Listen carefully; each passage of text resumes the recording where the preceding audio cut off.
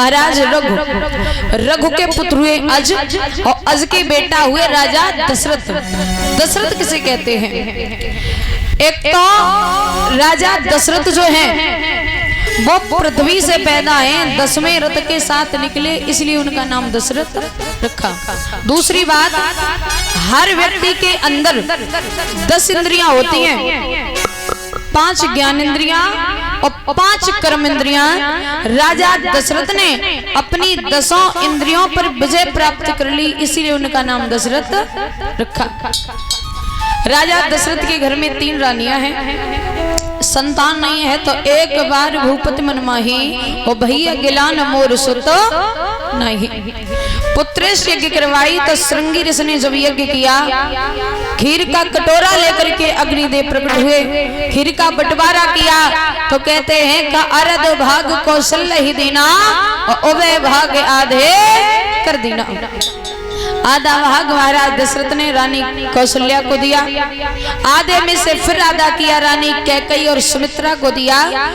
प्रमाण ये मिलता है कि वो रानी सुमित्रा जो थी उन्होंने वो खीर नहीं खाई, खीर न खा के वो कटोरा ले जाके महलों में रख दिया। सोच रही हैं स्नान करके पूजा करके खीर खाऊंगी। सुबह जब वो कटोरा रखा, उसी महल से एक चील का निकलना हुआ, उस चील ने उस कटोरे को मुंह में दबाया और उस कटोरे को लेकर के आकाश में उड़ गई।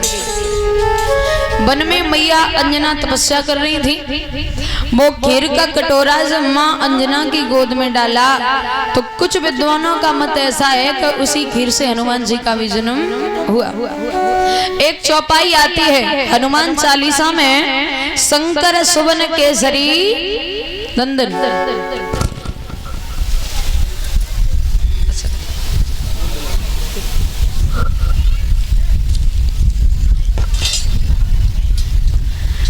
एक चौपाई आती है, शंकर सुवन केसरी नंदन, तेज प्रताप महाजग वंदन। तो एक बार जब मैया अंजना को अनसुईया जी ने श्राप दिया कि तुम कुआरे पर गर्भ धारण कर जाओगे। अंजना कह रही है किसी पुरुष की परछाई तक नहीं पड़ने दूंगी तो संतान कहां से होगी। सो जंगल में पहुंची, कुटिया बनाई, उसी कुटिया में खाने पीने की व्यवस्था है और उस कुटिया में बस इतनी जगह है जहां से श्वास आती जाती रहे। भोले बाबा सोच रहे ऐसे तो श्राप बेकार हो जाएगा। सो भोले बाबा संत को रूप रख के कुटिया के पास पहुंच गई। बोले हमें पानी पिला दो, प्यास लगी है। अंजना ने देखा सुना, बोले बाबा पानी तो है पर पिला नहीं सकते। क्यों भाई? क्योंकि बात यह है हम कुटिया से बाहर नहीं आ सकते और तुम्हें कुटिया के अंदर बुला नहीं सकते। बोले बाबा बोले देख लो, सोच लो, यदि हम प्यास के मारे मरे तो हमारी हत्या तुम्हारे माथे लगेगी। क्यों? तुम्हारे पास पानी है, तुम पानी नहीं पिला रही। अब अंजना बड़ी परेशान। बोले तो एक काम करो, हम जो कुटिया के अंदर से टोटी डाल रहे हैं तुम पानी पी लो। बोले बाबा बोले जे तो और मुसीबत है गई। अब बोले बाबा बोले सुनो, पानी तो पी लेंगे पर आप हमें एक बात बताओ, आपने कोई गुरु बनाया है? बोले गुरु तो नहीं। बोले तो पानी नहीं पिएंगे। भैया बोली जब मैं गुरु कहाँ से आए गए? पानी तुम पी रहे हो, पानी पिला हम रहे हैं, जब मैं गुरु को कहाँ लेनो देनो। बोले बिना गुरु किए जो दान किया जाता है वो दान नहीं, जुर्माना यानी पाप होता है। हम पानी नहीं पिएंगे। मैया बोली अब जंगल में बाबा गुरु कहां से आएंगे?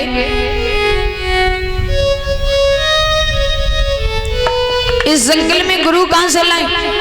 अच्छा कुछ लोग ये कहते हैं कि पानी पियो छान के और गुरु करो जान के, लेकिन मेरा कहना यह है कि गुरु करो छान के और पानी पियो जान के। एक बार देख लेना चाहिए, एक बार देख लेना चाहिए जिसे हम गुरु बना रहे हैं ये गुरु बनने योग्य है या नहीं है। और एक बार जिसे गुरु बना लिया उसकी फिर बुराई न करो, चाहे वो कितना भी बड़ा सन्यासी हो, चाहे वो कितना भी बड़ा अपराधी हो। जिसे आप अच्छा बना चुके हो उसकी बुराई करना उचित नहीं है। मैया बोली गुरु तो ना है, इतनी जल्दी गुरु आएंगे भी कहां से? बोले बाबा बोले काम न करो, हमें बना लो, हमें कहा तुम्हें गुरु बनने लायक ना का। बोले ठीक है। सो जवाब दिया भोलेनाथ ने, काम करो बाहर आ जाओ, गुरु मंत्र देना है। मैया बोली गुरु मंत्र दो, चाहे कोई पूजा करो, लेकिन करो बाहर से ही, अंदर ना आने देंगे ना बाहर आएंगे। बड़े चक्कर में बोले तो गुरु मंत्र किसे सुनाए? मैया बोली एक उपाय और है। कहा? हम कुटिया की तरफ कान कर रहे हैं और आप वहां से हमें मंत्र सुनाओ, मंत्र सुन लेंगे। बोले बाबा बड़े परेशान। बोले जो तो सोचते ज्यादा चालाक है। सो विद्वान कह रहे हैं कि भोले बाबा ने अपना वीर हथेली पर रखा और वायु के द्वारा मैया अंजना के कान से गर्भ स्थापित कर दिया। इसलिए कहते ना जो हनुमान जी हैं वो पवन देव के भी पुत्र हैं। ये तो हुई हनुमान जी की कथा। चर्चा आती है राम जन्म की। अब सुमित्रा बड़ी परेशान, बोले अब तो कुछ ना रो। तो रानी कैकेयी ने, रानी कौशल्या ने अपने में से आधा आधा भाग करके महारानी सुमित्रा को दिया। इस प्रकार सुमित्रा के पास 2 भाग पहुंच गए। ये सम्मान किया है।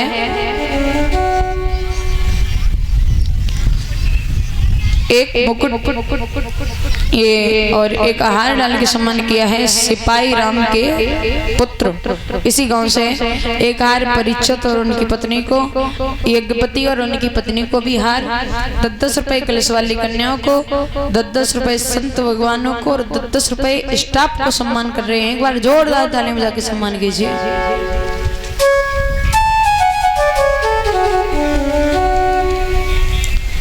एक 3 रिफाइंड कथा में दान मुझे मालेडाल के स्टाफ को 10-10 रुपए से, श्री संजय यादव सनौक सुजान सिंह के गांव इसी से कलश वाली कन्याओं को एक स्टॉल देके सम्मान किया। संत भगवानों को भी सम्मान करेगा। जोरदार ताली बजा दीजिए।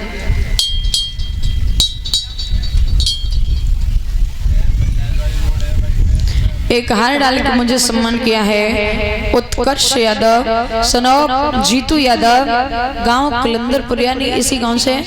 भगवान से सुख शांति की कामना है। बोल राधा रानी सरकार की।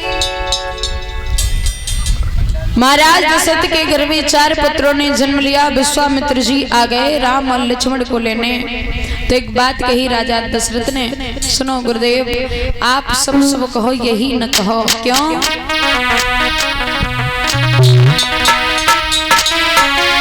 और अवध मांग लो, अवध मांग लो, प्यारे बेटा न मांगो, अवध मांग लो।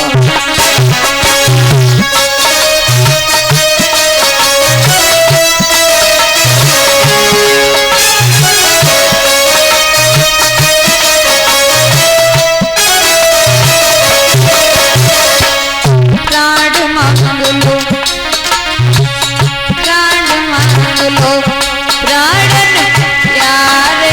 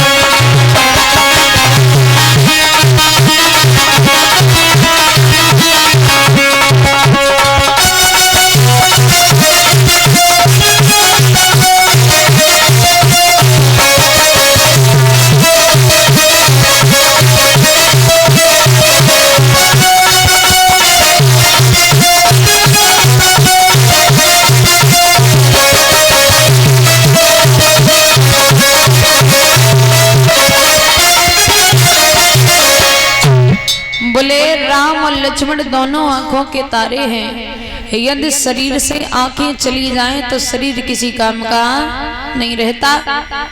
राजा दशरथ की ये बातें सुन के गुरुजी समझा रहे, देखो दशरथ, मोह करना ठीक है, लेकिन इतना मोह करोगे तो जीवन कैसे चलेगा।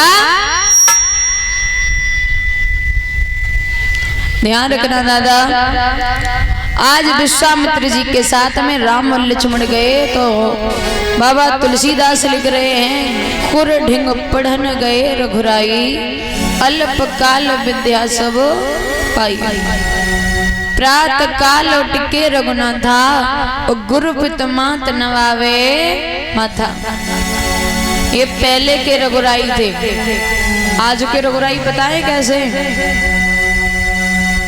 आज के रघुराई ऐसे हैं कि प्रात काल उठ के रघुराई और हाथ में बिंडल दिया सराई। जे आज के रघुराई पहले में और आज में बहुत अंतर हो गया। पहले भगवान कन्हैया ने गोपियों के चीर तक चुरा लिए, फिर भी कोई बात नहीं हुई। और आज के युग में कोई भैया किसी बहन से रास्ता भी पूछ लेना, ये रास्ता कहाँ को गई है, तो पूरे गांव में खबर हो जाती है कि फलाने की बिटिया पता नहीं किस लड़के से बात कर रही है। दादा, भगवान राम ने सबसे पहले ताड़का राक्षसी का वध किया। शिक्षा ग्रेड की कथा आती है सीता स्वयंवर की, तो सबसे पहले ध्यान देंगे ये धनुष कहां से आया, ये धनुष था तो था किसका। एक बार रावण को अपार बल बढ़ गया तो रावण भोले बाबा के पास पहुंचा। बोले देखो, या तो आप युद्ध करने को कोई योद्धा दो हमें, और यदि कोई योद्धा न हो तो एक काम करो, तुम नीचे आ जाओ, तुम्हारे और हमारे दुद्ध हाथ हो जावे। भोले बाबा बोले कैसी बातें कर रहे हो। जवाब दिया, बात नहीं कर रहे, तुम नीचे आओगे कि बताओ हम ऊपर आ जाएं। भोले बाबा सोच रहे हैं सो पास में एक धनुष रखो, जो धनुष महात्मा दधीच की हड्डियों का था। बोले काम करो, ये धनुष ले जाओ, और ध्यान रखना जो इस धनुष को तोड़ेगा वही तुम्हारा घमंड तोड़ेगा और वही तुम्हारा काल होगा। एक बात और, ये धनुष तुम एक बार उठा लो, रास्ते में यदि कहीं रख दिया तो तुम्हारी औकात नहीं है जो इस धनुष को उठा सको। अब रावण धनुष लेके चला, जनकपुर की सीमा पर पहुंचा तो रावण को लघु शंका लगी। अब रावण सोच रहा है कि हमसे बड़ा योद्धा संसार में कोई और नहीं है। और जब कैलाश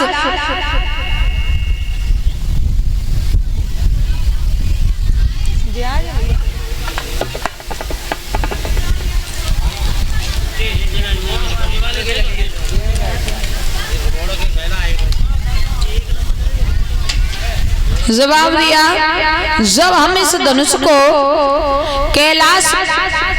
कैलाश से जनकपुर तक ले आए तो जनकपुर से उठाए के लंका ले जाने में का देर लगेगी, और हमसे बड़ो बलशाली दुनिया में कोई है ही नहीं। लेकिन एक बात ध्यान रखना भैया, पिंती मारो, हमसे बड़ा योद्धा दुनिया में कोई है ही नहीं। क्यों? अरे हमारा जब काल हमारी पार्टी से बना रहता है तो मेरा दुनिया में कोई क्या बिगाड़ेगा। लेकिन एक बात ध्यान रखना, भगवान कहते हैं कि मैं घमंड बर्दाश्त नहीं कर सकता हूँ। मैं कर सकता हूँ ये ठीक है, मैं कर सकता हूँ ये ठीक है, लेकिन मैं ही कर सकता हूँ। तो भगवान कहते मुझे घमंडी लोग बिल्कुल पसंद नहीं है। रावण का भी घमंड टूटना था, माया ऐसी सो रावण को लघु शंका लगी। अब रावण ने वो धनुष रख दिया, लघु शंका करके जब रावण लौटा तो धनुष उठाना तो दूर, सुबह से शाम और शाम से फिर सुबह गई, धनुष हिला तक नहीं। अंत में रावण वो धनुष छोड़ के अपने धाम लंका चला गया। इधर महाराज दशरथ राम के वियोग में बड़े परेशान हैं, सोच रहे हैं क्या होगा। राम और लक्ष्मण दोनों ही नहीं है, अयोध्या बड़ी सोनी है। इधर राजा जनक जो थे वो उस धनुष की रोज पूजा करने जाते थे। एक दिन सीता पिताजी के पीछे पीछे चली और देखा कि पिताजी धनुष का पूजन कर रहे हैं। सोच रही हैं कि पिताजी रोज इतनी दूर आते हैं और रोज इतनी दूर से जाते हैं, क्यों ना इस धनुष को उठा के महल में ले चलो। तो दादा ध्यान रखना, महाराज जनक जी तो बाद में आए, सीता जी उस धनुष को लेकर के जनकपुर में आ गई। ये नजारा जब जनक जी ने देखा तो बुद्धि खराब हो गई, बोले सीता कोई साधारण कन्या नहीं है। अब मंत्री को बुलाया और कहा देखो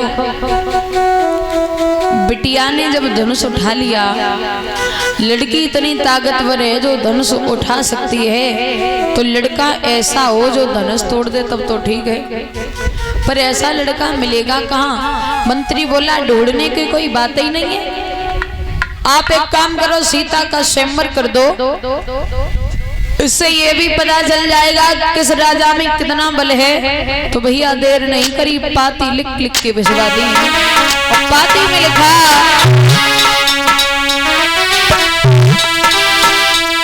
जिस वीर गति की वीर दशा ये धनवा तोड़ गिराए।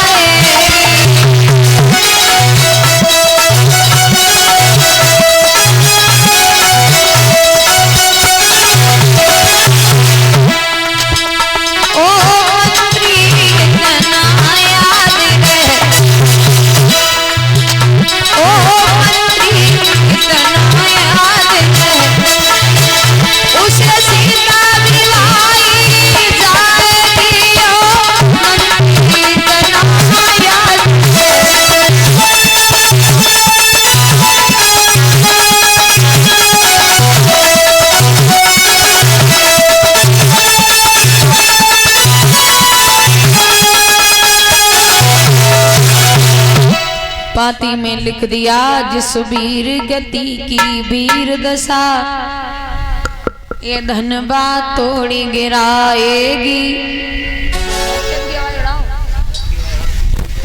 ओ मंत्री इतना याद रहे उसे सीता में भाई जाएगी। पाती देश विदेश में भेजी। एक पाती विश्वामित्र जी के पास पहुंची तो विश्वामित्र राम और लखन दोनों को साथ लेकर के जनकपुर की शोभा देखने को गए। ऐसा ही नहीं गुरु ने सुनी है खबरिया, गुरु ने सुनी है खबरिया, लेके चले लक्ष्मण राम को।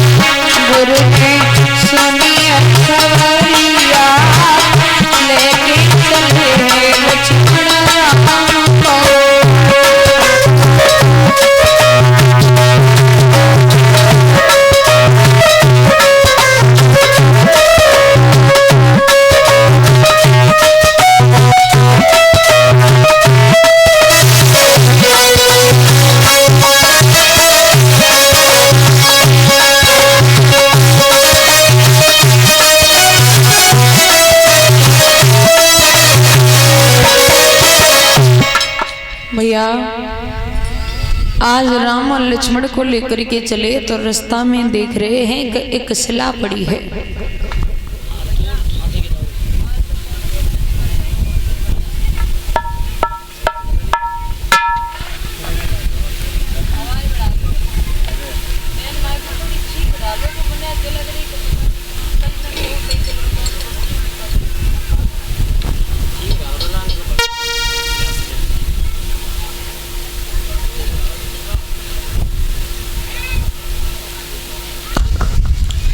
और इसी बीच में ये